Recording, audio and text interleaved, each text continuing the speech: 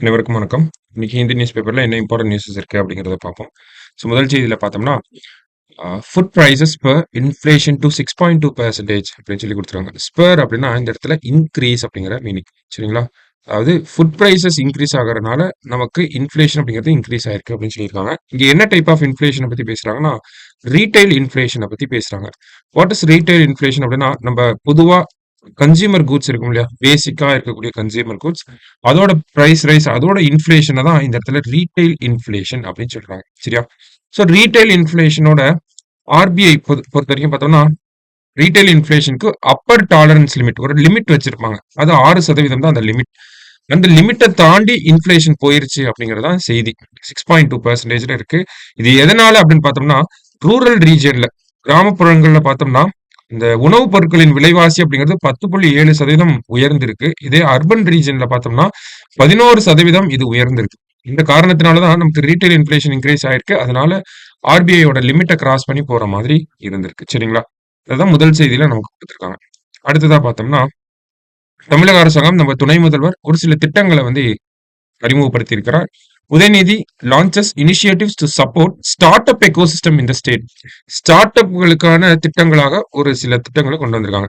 So start அப்க்கு ரிலேட்டடா ஏதாவது scheme current அஃபேர்ஸ்ல இருந்து நம்ம பேப்பர்ல பிரசென்ட் பண்ணணும்னு நினைச்சீங்கன்னா இந்த மாதிரியான ஸ்கீம்ஸை கொடுக்கலாம். அதே மாதிரி தமிழ்நாடு $1 trillion எக்கானமியை நோக்கி போயிட்டு இருக்காங்க. ஓகேவா? அப்ப அந்த இலக்குகளை அடைவதற்கு இந்த மாதிரியான திட்டங்களை பயன்படுத்தலாம் அப்படின்னு பார்த்தோம்னா, இங்க சொல்லப்பட்டிருக்க சில திட்டங்களையும் நம்ம கொடுக்கலாம். சரிங்களா? ஸோ அதுல முக்கியமா என்ன சொல்லியிருக்காங்க அப்படின்னு பார்த்தோம்னா, with the aim of providing global exposure and connection to startup companies operating in our state, Tamil Nadu government established the Global Startup Coordination Center in Dubai அப்படின்னு சொல்லி கொடுத்துருக்காங்க. ஓகேவா? அதாவது நம்மளுடைய ஸ்டார்ட் அப் நிறுவனங்களுக்கு ஒரு உலக தரத்துல இருக்கக்கூடிய விஷயங்களை சொல்லிக் கொடுக்கறதுக்காக அந்த குளோபல் எக்ஸ்போசர், ஓகேங்களா, அந்த exposure and then global connection வந்து கிடைக்கணும் அப்படிங்கிறதுக்காக global start up coordination centre அப்படிங்கறத துபாயில ஓபன் பண்ணியிருக்காங்க. அதே மாதிரி சிங்கப்பூர் மற்றும் அமெரிக்கால ஓபன் செய்யப்படும் அப்படிங்கறத சொல்லியிருக்காங்க. சரியா? அடுத்ததா பார்த்தோம்னா, Periyar social justice venture lab அப்படின்னு சொல்லி கொடுத்துருக்காங்க. இதுல எஸ்சிஎஸ்டி ஸ்டார்ட் அப் நிறுவனங்கள் அதனுடைய உரிமையாளர்களுக்கு பார்த்தோம்னா நிறைய கோச்சிங் கொடுக்க போறாங்க. அட்வைசரி விஷயங்கள் அட்வைஸ் பண்ற மாதிரியான விஷயங்கள்லாம் இருக்க போகுது. அதுதான் Periyar social justice venture lab அப்படின்னு சொல்லி கொடுத்திருக்காங்க. ஓகேவா? அடுத்ததா பார்த்தோம்னா, தொழில் நயம் அப்படிங்கிற ஒரு ஸ்டூடியோ. இது வந்து என்னன்னா ஒரு டிசைன் ஸ்டுடியோ. ஓகேவா? தொழில் நயம் அப்படிங்கிற design studio that aims to empower direct to consumer startups in the state by having successful listing on e commerce platforms அப்படின்னு சொல்லி கொடுத்திருக்காங்க. தொழில் நயம் அப்படிங்கிறது ஒரு ஸ்டூடியோ மாதிரி டைப் ஆஃப் ஒரு இனிஷியேட்டிவ். எந்த மாதிரியான ஸ்டார்ட் அப்ஸ்க்கு இது ஹெல்ப்ஃபுல்லா இருக்கும்னா, டைரக்டா கன்சியூமர் கூட கான்டாக்ட்ல இருக்கக்கூடிய ஸ்டார்ட் அப்ஸ்க்கு இது யூஸ்ஃபுல்லா இருக்கும். ஏன்னா ஒரு சில ஸ்டார்ட் அப்ஸ் டைரக்டா பிசினஸ் டு பிசினஸா இருப்பாங்க. இவங்க business to consumer, I mean டைரக்டா கன்சியூமர் கூட ரிலேட் ஆகுறதுனால அந்த மாதிரியான ஸ்டார்ட் அப்ஸை இ காமர்ஸ் பிளாட்ஃபார்ம்ல லிஸ்ட் அவுட் பண்றதுக்காக கொண்டு வரப்பட்ட ஒரு விஷயம் தான் தொழில் நயம் அப்படிங்கிறது. அடுத்தது ப்ரீ இன்கியூபேஷன் சென்டர் அப்படிங்கிறது. ஓகேங்களா? ப்ரீ இன்கியூபேஷன் சென்டர்னா என்ன அப்படின்னு பார்த்தோம்னா, உங்ககிட்ட ஒரு இனோவேட்டிவான ஐடியா இருக்கு. அந்த ஐடியாவை ஒரு பிசினஸா டெவலப் பண்றதுக்கு ஹெல்ப் பண்றது தான் இந்த ப்ரீ இன்குபேஷன் சென்டர். ஸோ அதுல என்ன பண்ணுவாங்க அப்படின்னா, ஸ்டூடெண்ட்ஸ் யாராவது இருக்காங்க, இல்ல யாரா வேணாலும் இருக்கலாம். அவங்களோட இனோவேட்டிவ் ஐடியாஸை வந்து சப்போர்ட் பண்ணுவாங்க.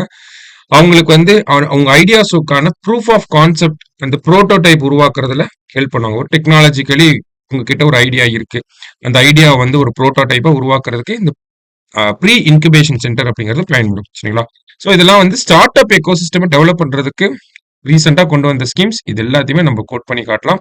கட்டாயம் நோட் பண்ணி வச்சுக்கோங்க. மெயின்ஸ் பாயிண்ட் ஆஃப் வியூல படிக்கிறவங்க டிஸ்கிரிப்டிவ் மெயின்ஸ்ல, தென் அப்ஜெக்டிவ் மெயின்ஸ்ல பாக்குறப்ப நமக்கு இது எல்லாமே வந்து எந்த திட்டங்களுக்காக எந்த துறையோட ரிலேட் ஆகுது, இல்ல இந்த திட்டங்களோட அப்ஜெக்டிவ்ஸ் என்ன அப்படி பாயிண்ட் ஆஃப் வியூல கூட நமக்கு கேட்கலாம் வாய்ப்புகள் இருக்கு. சரியா?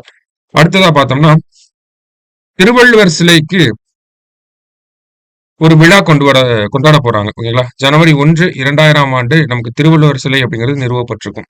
அது கொண்டு வந்து 25 ஆண்டுகள் ஆக போகுது. ஸோ அதை ஒட்டி ஒரு விழா கொண்டாட போறோம் அப்படிங்கிறத நம்ம முதல்வர் சொல்லியிருக்காரு. அப்ப இந்த திருவள்ளுவர் சிலைக்கு ரிலேட்டா இருக்கக்கூடிய ஃபேக்சுவல் இன்ஃபர்மேஷன் லைக் 133 அடிகள் இருக்கு.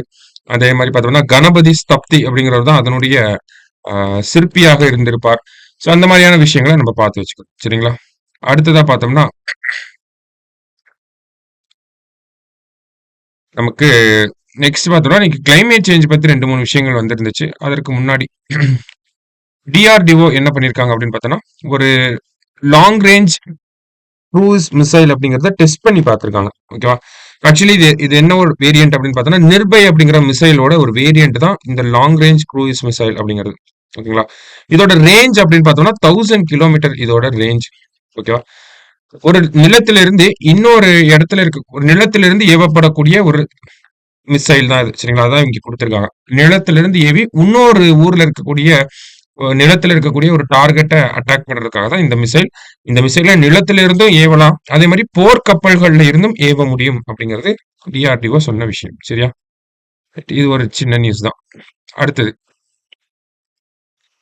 பாக்கு பிரேக் த்ரூ அப்படின்னு சொல்லி குடுத்திருக்காங்க.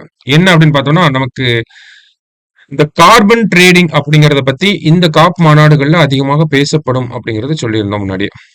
இந்த கார்பன் ட்ரேடிங்கான ஒரு மெக்கானிசம் அப்படிங்கிறது இந்த ஒரு அக்ரிமெண்ட் அப்படிங்கிறது சைன் ஆயிருக்குங்களா? ஆல்ரெடி நமக்கு 2022-23 மாநாடுகள்லயே இத பத்தி பேசியிருப்பாங்க. 2022லயே ஆல்ரெடி நெறைய விஷயங்கள் அக்ரிமெண்ட்லாம் சைன் ஆயிருந்துச்சு. இப்போ அதனுடைய ஃபைனல் ஸ்டேஜஸ் ஆஃப் அக்ரிமெண்ட் அப்படிங்கிறது சைன் ஆயிருக்கு. அததான் இங்க குடுத்திருக்காங்க. சரியா? கார்பன் மார்க்கெட், கார்பன் கிரெடிட் அப்படிங்கிற ஒரு விஷயம் இன்டர்நேஷனல் லெவல்ல இன்டர்நேஷனல் கண்ட்ரீஸ்குள்ள இந்த கார்பன் கிரெடிட்டிங் மெக்கானிசம் எப்படி ஒர்க் ஆக போகுது, அத பத்தின விஷயங்கள் எல்லாமே ஃபைனலைஸ் ஆயிருச்சு அப்படிங்கிறத சொல்லியிருக்காங்க. கார்பன் கிரெடிட் மெக்கானிசம் அப்படிங்கிறது நமக்கு பாரிஸ் அக்ரிமெண்ட் 2015ல போடப்பட்ட பாரிஸ் அக்ரிமெண்ட் பார்த்தோம்னா, அதுல இருக்கக்கூடிய ஆர்டிகல் 6 அப்படிங்கிறது நமக்கு இந்த கார்பன் ட்ரேடிங், கார்பன் கிரெடிட்ஸ பத்தி பேசுது. சரியா? ஜஸ்ட் அது மட்டும் தெரிஞ்சுப்போம். Next one. இங்க பார்த்தோம்னா 2024ஓட குளோபல் கார்பன் பட்ஜெட் அப்படிங்கிற ரிப்போர்ட் வெளியாயிருக்கு. ஓகே 2024ஓட global carbon budget.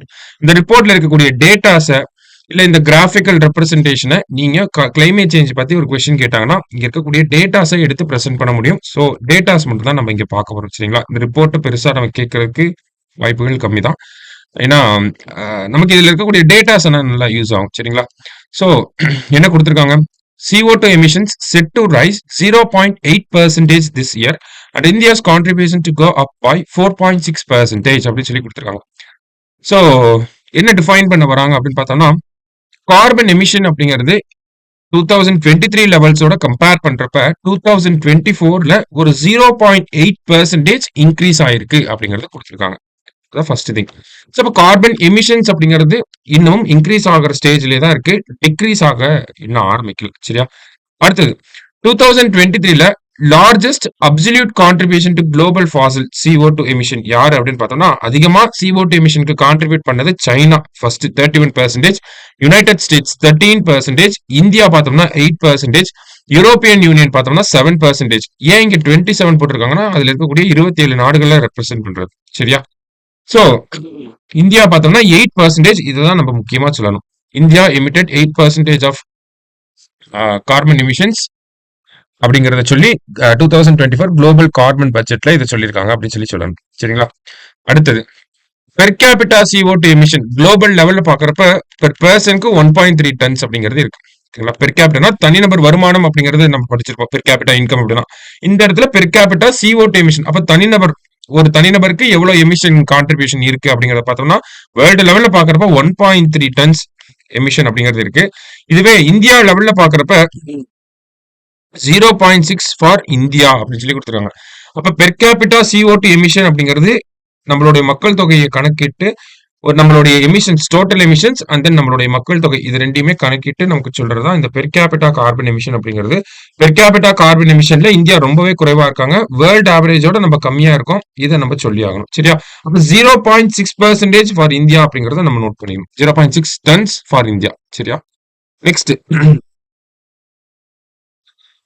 fossil emissions by the end of year are expected to increase by இந்தியாவோட கான்ட்ரிபியூஷன் இன்னும் ஒரு 4.6% இன்க்ரீஸ் ஆகும் அப்படிங்கறத கொடுத்துட்டாங்க.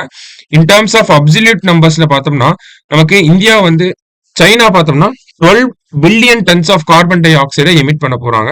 இந்தியா பார்க்கறோம்னா 3.2 பில்லியன் டன்ஸ் ஆஃப் கார்பன் டை ஆக்சைடை எமிட் பண்ணுவோம் அப்படிங்கறதுலாம் இந்த டேட்டால இந்த ரிப்போர்ட்ல கொடுத்திருந்த முக்கியமான டேட்டாஸ். ஸோ அதை மட்டும் கொஞ்சம் நோட் பண்ணி வச்சுக்கிட்டீங்கன்னா போதும். சரியா?